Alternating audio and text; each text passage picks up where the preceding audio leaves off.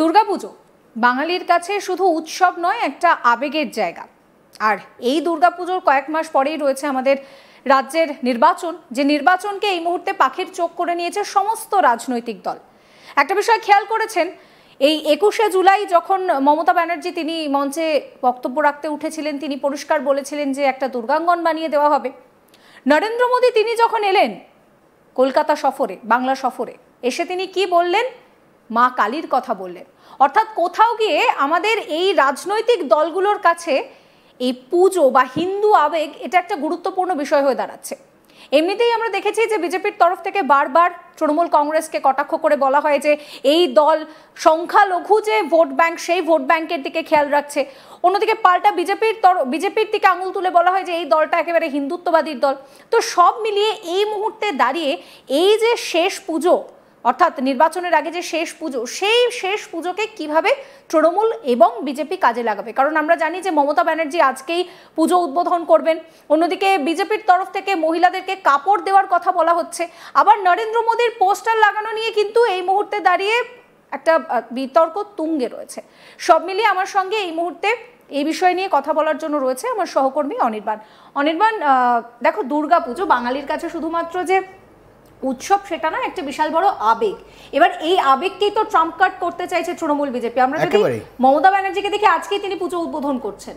একেবারেই তাই। এবং দেখো, মমতা বন্দ্যোপাধ্যায় আজকে পুজো উদ্বোধনে যাচ্ছেন, কিন্তু বোধহয় আজকে উদ্বোধন হবে না।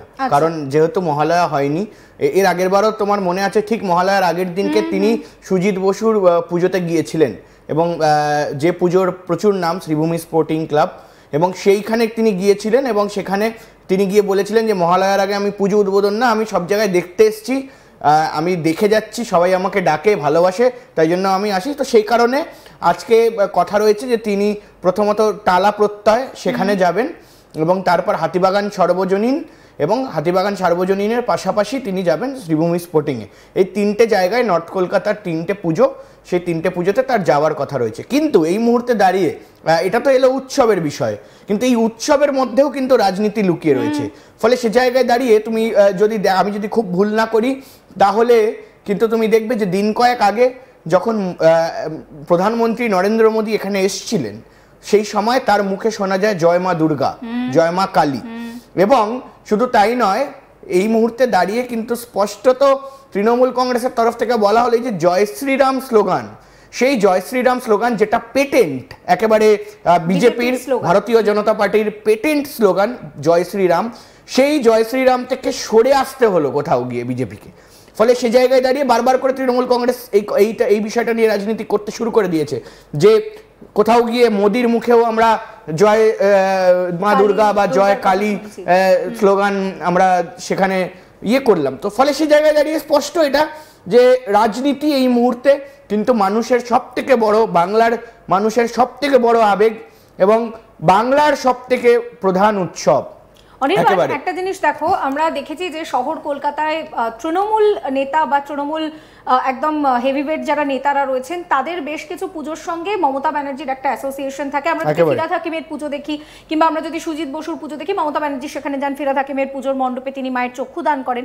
আবার আমরা যদি বিজেপির থেকে দেখি, সজল ঘোষ, যার পুজোকে কেন্দ্র করে বরাবরের একটা চর্চা, একটা আলোচনা চলে, এবং সজল ঘোষ ইতিমধ্যেই বলেছে যে পুলিশ সেইভাবে কোঅপারেশন করছে না, বিভিন্ন রকমের অভিযোগ অলরেডি তিনি করতে শুরু করেছেন। তার পুজো উদ্বোধনে নরেন্দ্র মোদী বা অমিত শাহের আসার একটা সম্ভাবনার কথাও শোনা যাচ্ছে। তাহলে সেক্ষেত্রে দাঁড়িয়েও তো সেই বিজেপি একই কাজ করছে যা তৃণমূল করছে। একেবারে দেখো, এই মুহূর্তে দাঁড়িয়ে স্পষ্টত আমি যেটা বলছিলাম যে মানুষের সব থেকে বড় আবেগ দুর্গাপুজো, এবং এই দুর্গাপূজাকে কেন্দ্র করে কিন্তু সারা বছর ধরে আমরা অপেক্ষা করি। এই দুর্গাপুজোকে কেন্দ্র করে আমরা আনন্দে উৎসবে মেতে উঠি, বন্ধু বান্ধবদের সঙ্গে দেখা হয়, বিভিন্ন বন্ধু বান্ধবরা যারা বাইরে থাকেন তারা এই সময়টা কলকাতায় আসেন, তাদের সঙ্গে দেখা হয়, পরিবারের লোক বিদেশ থেকে তারা চলে আসেন শুধুমাত্র এই দুর্গাপুজোর জন্য। ফলে এই যে দুর্গাপুজোর আবহটাকে কাজে লাগানো, সেটা কিন্তু একটা অন্য ধরনের রাজনীতি। আগেও হয়েছে, এমন না হয়নি, কিন্তু এবার 2026 সালের বিধানসভা নির্বাচন এবং সেই নির্বাচনের আগে শেষ দুর্গাপুজো। ফলে সে জায়গায় দাঁড়িয়ে বিজেপিও কিন্তু সেটাকে একেবারে ওইভাবেই টার্গেট করছে। এবং তোমার মনে আছে এর আগেও কিন্তু বিজেপি তারা নিজেদের বিজেপির দুর্গাপুজো হিসাবে কিন্তু তারা কিছুদিন আগে ইজেডসিসিতে একেবারেই তাই, এবং এবারও নাকি সেরকমই একটা করার চিন্তা ভাবনা এই মুহূর্তে চলছে। এবং তার পাশাপাশি সব থেকে বড় যে কথা তুমি বলছিলে সজল ঘোষের পুজো, অর্থাৎ সন্তোষ মিত্র স্কোয়ার মানে লেবুতলা পার্ক, সেই পুজোতে অমিত শাহ এর আগেও এসছেন, আমরা গতবার দেখেছিলাম জেপি নাড্ডা এসছিলেন। ফলে সে জায়গায় দাঁড়িয়ে এই মুহূর্তে নরেন্দ্র মোদী আসবেন না এমন জল্পনা উড়িয়ে দেওয়া যায় না।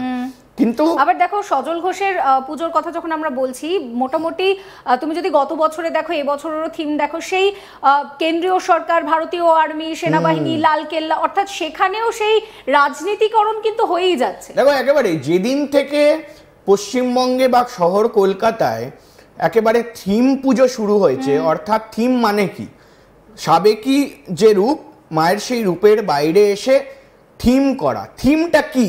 থিমটা হলো যে মানুষকে একটা আর্ট ইনস্টলেশন, সেই আর্টের দ্বারা, আর্ট সবসময় মানে যে কোনো আর্ট কিন্তু মানুষকে একটা বার্তা দেয়। ফলে সে জায়গায় দাঁড়িয়ে এই থিম পুজোটাও কিন্তু একটা আর্ট ইনস্টলেশন, এবং সেটা কোথাও গিয়ে কিন্তু কোথাও নারী সুরক্ষা নিয়ে একটা থিম করা হলো, কোথাও আমরা দেখলাম যে একেবারে ছোট বাচ্চাদের জন্য কোনো থিম করা হলো, কোথাও আমরা দেখলাম যে পরিবার বিবাদ নিয়ে থিম করা হলো। এই ধরনের থিম বিভিন্ন জায়গায় হয়। সেই থিম দেখে মানুষের মনে কিন্তু একটা কোথাও কি গেঁথে যায়, কারণ ওটা একটা অডিও ভিজুয়াল ইনস্টলেশন হয় অনেক জায়গাতে। তো সে জায়গায় দাঁড়িয়ে ওটা কিন্তু একটা গেঁথে যায় যে আচ্ছা এই জিনিসটা, এটা একটা বার্তা, সবসময় একটা এই আর্ট ইনস্টলেশনটা বার্তা। ঠিক সেরকমই কিন্তু এই মুহূর্তে যে অপারেশন সিন্দুর হয়েছিল, সেই অপারেশন সিন্দুরকে কিভাবে মানুষের কাছে আরো পৌঁছে দেওয়া যায়। ফলে সে জায়গায় দাঁড়িয়ে অস্বীকার করার কোনো জায়গা নেই যে সজল ঘোষ তিনি বিজেপির কাউন্সিলর, তিনি বিজেপির মুখপাত্র, এবং তিনি বড় একটা পোস্টে রয়েছেন বিজেপি। ইতিমধ্যেই তিনি দিন কয়েক আগে যখন নরেন্দ্র মোদী এসছিলেন, সেই সময় তিনি স্টেজে ছিলেন, তার সঙ্গে বাক্য বিনিময় হয়েছে। ফলে সে জায়গায় দাঁড়িয়ে অপারেশন সিন্দুর মধ্য কলিকাতার একটি বড় পুজো, সেখান থেকে কিন্তু বড় একটা বার্তা কোথাও গিয়ে কিন্তু দেওয়া হচ্ছে। এবং আরেকটা জিনিস আমি তোমার কাছে আসবো, যে আমরা জানি যে লক্ষ্মীর ভান্ডার মমতা বন্দ্যোপাধ্যায়ের দলের কাছে ভীষণ গুরুত্বপূর্ণ একটা প্রজেক্ট। এই প্রজেক্টের জন্য লোকসভা নির্বাচনে তৃণমূল ভালো ফল করেছে। এবার বিজেপি পুজোতে মহিলাদেরকে শাড়ি দিচ্ছে, অর্থাৎ কোথাও গিয়ে বাংলার ঘরে ঘরে যদি আমার বাড়ির যে মহিলা সদস্যা রয়েছেন তার কাছে যদি একটা শাড়ি দলের তরফে দেওয়া হয়, নিঃসন্দেহে আমারও সেই দলটার প্রতি একটা ভালোবাসা, ভালো লাগা তৈরি হতে পারে। সেই সম্ভাবনাকে উড়িয়ে দেওয়া যাচ্ছে না। এতদিন ভোটের আগে কোনোদিন বিজেপির তরফ থেকে এই ধরনের কোনো ইনিশিয়েটিভ নেওয়া হলো না, হঠাৎ এইবার কেন? দেখো এই মুহূর্তে দাঁড়িয়ে একটা কথা খুব মনে পড়ছে, যে কিছু রাজনৈতিক বিশেষজ্ঞরা কয়েকটা কথা বলে। সেটা হলো যে ভারতীয় জনতা পার্টি এখানে, মানে এটা আমি কয়েক বছর আগের কথা বলছি, এটা আমার কথা নয়, এটা এক রাজনীতিবিদ বলেছেন, এবং ইতিমধ্যেই এটা কিন্তু অভাব অভিযোগ রয়েছে আবার তৃণমূল কংগ্রেসেরও,